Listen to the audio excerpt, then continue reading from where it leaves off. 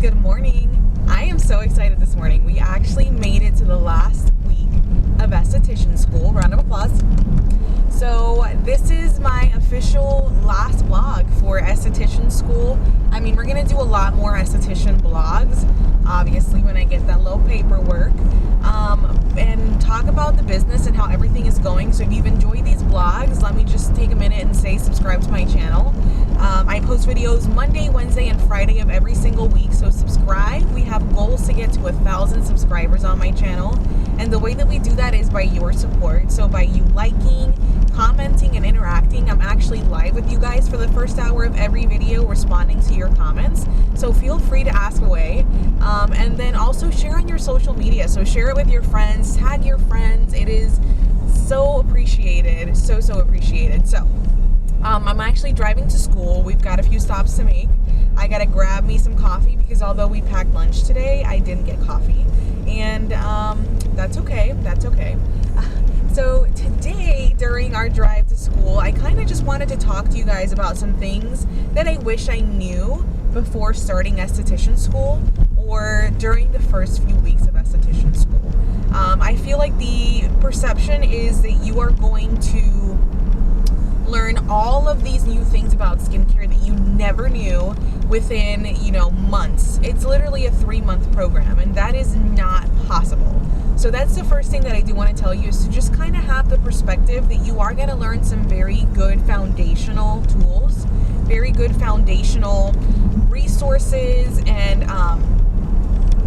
just habits, basically, or regimens, routines, very foundational though, and then everything else is really on you. And so what I would have loved someone to tell me from the beginning is that you will learn and take away from this experience what you put in. And don't get me wrong, you guys know how I am. You know that I love skincare. You know that I love my research. You know that I was on YouTube looking up all these different things and comparing and doing my research on websites and talking to companies that were open to students. But that is something that I do want to let you guys know. I have a lot of co-workers, or I have a lot of students that are with me in the class that I don't feel like have enough initiative. And what I've learned in the 3 months is that this business, just like in nursing, is really, you can make as much or as little money as you want to.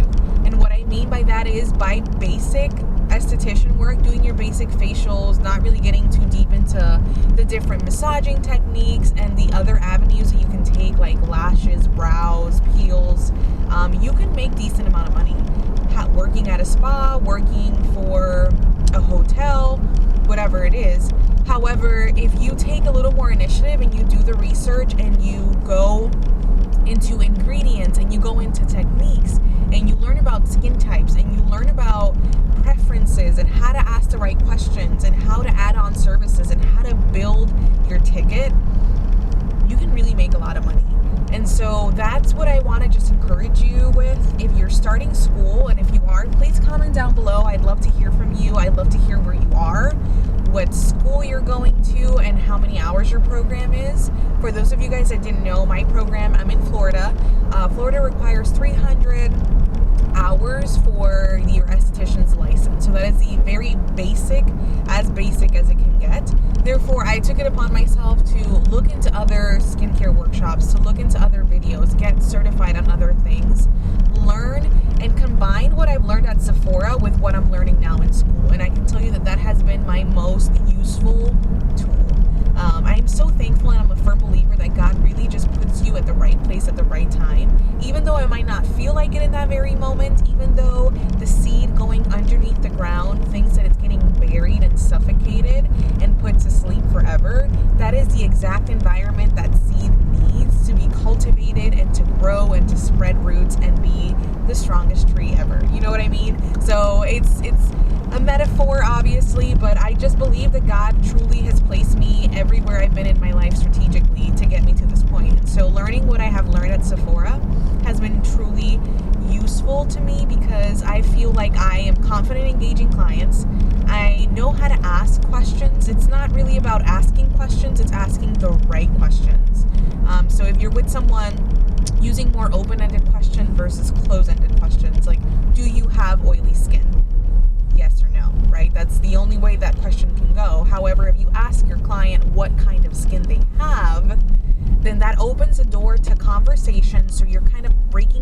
pace, easing your way into a more in-depth, detailed conversation. And you're also allowing the client to be the expert. And that's so important. So important. The client should be the expert. But those are things that I picked up on my own. I did not learn that in esthetician school. I did not learn how to open up my business in esthetician school. They go over the very, very basics, like the very minimum in esthetician school. Did they tell me anything about LLC versus S corporation versus C corporation, anything about how to get my insurance, what kind of insurance I should be getting, where to go for business cards? None of that. That is something that you have to do on your own and put the research in. Thank God that I have amazing resources. Again, I have friends that are graphic designers, that are lawyers, that have been helping me so much through this process. I have friends that have businesses, and we're just kind of, learning from each other and just feeding each other ideas. And it's just been such a great experience in that aspect. But staying focused, going back to my esthetician students, another thing that I would have loved to know is that you have to use the ingredients or the products that are in the kit provided to you, just because it's important for the health department, and the school also has books to keep and things like that. But do the research, look into other brands, look into the brands that are being used by spas, by suites. Ask other estheticians in your community, ask your teachers, what peels do you like, what moisturizers do you like, what masks do you find that clients like the best. You are the expert, or you are surrounded by experts, and so these teachers that are being placed in front of you are amazing resources to tap into. So don't be intimidated. They're there because they want to be there. They're there because they want to educate you. Time out. Let me order my coffee. It's important, girl. You gotta get your coffee. We're still waiting. Okay, so they're there because they want to be there. Don't think that they don't want to answer your questions. Don't think they're going to be bothered by your questions. Don't think they're going to think you're stupid. They're teachers. You're the student. You're there to learn. So engage as much as possible with your teachers. Ask as many questions as possible. And really, really hone in and pay attention. I would notice that, when people felt comfortable with what we were doing, like the facials, they would do more of a be on your phone, listen to your music, not necessarily go through the motions of an actual facial with a client, just because we weren't open to public. We had just each other to work on.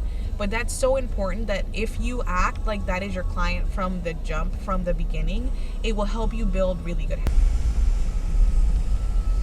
So once you're in class, I'm just very, I think ahead, I think of the future. And so once you're in class and you're learning the things that you're learning, and even if you are working with a teammate, this classmate, take it as if that were your client.